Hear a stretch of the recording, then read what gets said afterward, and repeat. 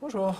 Bonjour. Loïc Genouvrier, vous êtes directeur général finance et juridique. Mais je vais vous appeler Monsieur Ticket Restaurant. Ça sera plus simple, puisque vous êtes directeur général finance et juridique d'Edenred. Et Edenred, c'est le Ticket Restaurant. Alors, c'est la 46e valeur cotée française, aux portes du CAC 40, et une croissance organique finalement très rapide. 10% par an. Enfin, plutôt 20% en Amérique latine et nettement moins en Europe. Nous aurons l'occasion d'y revenir. Mais ma première question, c'est, vous multipliez les acquisitions, 4 l'année dernière, malgré cette forte croissance organique. Pourquoi?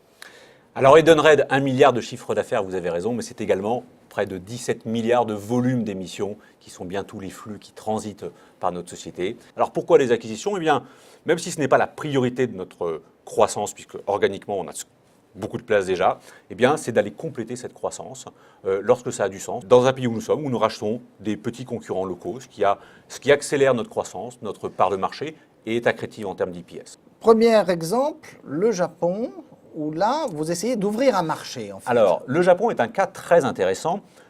Le Japon est un gros marché, 60 millions de salariés potentiels. Aujourd'hui, cette société qui est l'acteur unique que nous avons racheté n'a que 130 000 utilisateurs, donc c'est ridicule eu égard à la taille du marché. Donc on a pris ce pari, c'est d'avoir une optionnalité de croissance complémentaire. Est-ce qu'on fera mieux? Écoutez, l'avenir nous le dira, mais en tous les cas, le marché est là. Le Brésil, l'une des deux acquisitions, Repom, c'est particulièrement intéressant parce que là, vous sortez du cœur business, du cœur d'affaires. Alors, quelle est la synergie, quelle est l'unité entre la gestion des notes de frais de camionneurs indépendants et les tickets restaurants?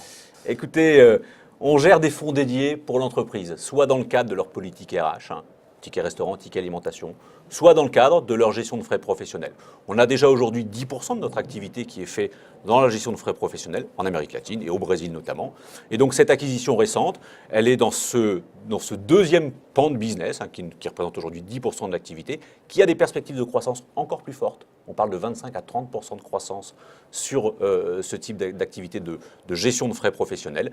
Finalement, gestion de fonds dédiés, soit, mais c'est presque de la monnaie. Un ticket restaurant, c'est un moyen de paiement. Ce que vous faites, c'est du shadow banking? Non, nous ne faisons pas de shadow banking, nous prestons des services aux entreprises. Alors effectivement, il y a des flux d'argent, mais ces flux d'argent sont toujours pour des utilisations dédiées dans un réseau spécifique donné à un certain moment de la journée. Donc ce n'est pas de la monnaie en tant que telle, puisque le principe de la monnaie, c'est d'être utilisable partout et pour n'importe quoi, n'importe quand. Nous, on est vraiment dans cette notion de gestion de fonds dédiés pour optimiser, encore une fois, les politiques de ressources humaines des entreprises ou leur gestion de frais professionnels. Dans votre secteur comme ailleurs, j'ai découvert que la croissance vient de l'Amérique latine et la décroissance vient de l'Europe, parce que l'Amérique latine est passée au numérique et pas l'Europe.